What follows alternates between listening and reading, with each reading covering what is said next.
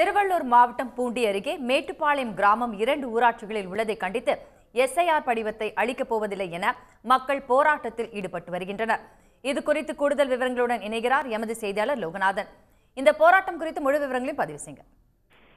திருவள்ளூர் அடுத்த மேட்டுப்பாளையம் கிராமம் பல ஆண்டுகளாக 2 ஊராட்சிகளில் அந்த கிராமம் இணைந்திருப்பதால் அப்பகுதி மக்கள் பல்வேறு குழப்பங்களுக்கு ஆளாகி வருகின்றனர். குறிப்பாக ஆதார் அட்டை, குடும்ப அட்டை போன்ற அரசாங்க அடையாள அட்டைகள் வெவ்வேறு ஊராட்சிகள் முகவரிகள் இருப்பதால் மக்களுக்கு அத்தியாவசிய பொருட்களும் அரசு சலுகைகளும் கிடைப்பதற்கான முன்னேற்றமும் அவர்கள் கிடைப்பதற்கு ரொம்ப சிரமப்பட்டு வருகின்றனர். இது தொடர்பாக அப்பகுதி மக்கள் பலமுறை மாவட்ட ஆட்சியரிடத்திலும் தலைமைச் செயலகத்திலும் புகார் மனு அளித்தும் இதுவரை அந்த கிராமத்தை ஒரே ஊராட்சியாக இணைப்பதற்கான முயற்சியை எடுக்காததை கண்டித்து இன்றைய தினம் அக்கிராமத்தைச் சேர்ந்த பொதுமக்கள் ஒன்று திரண்டு அவர்கள் எஸ்ஐஆர் படிவத்தை பூர்த்தி செய்து அளிக்க மாட்டோம், தங்கள் கிராமம் 2ஆக இருப்பதை ஒன்றாக இணைந்து ஒரே ஊராட்சியாக உருவாக்கி தர வேண்டும் என அவர்கள் கோரிக்கையானது விடுத்திருக்கின்றன.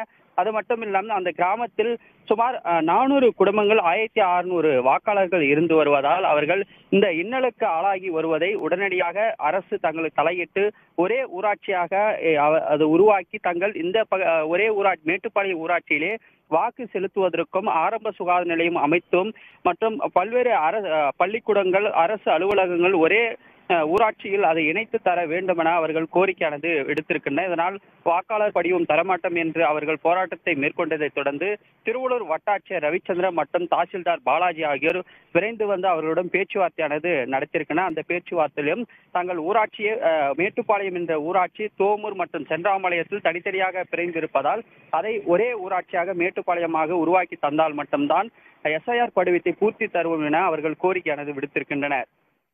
உடனுக்குடன் செய்திகளை தெரிந்து கொள்ள சன் நியூஸ் பெல் ஐகானை கிளிக் பண்ணுங்க.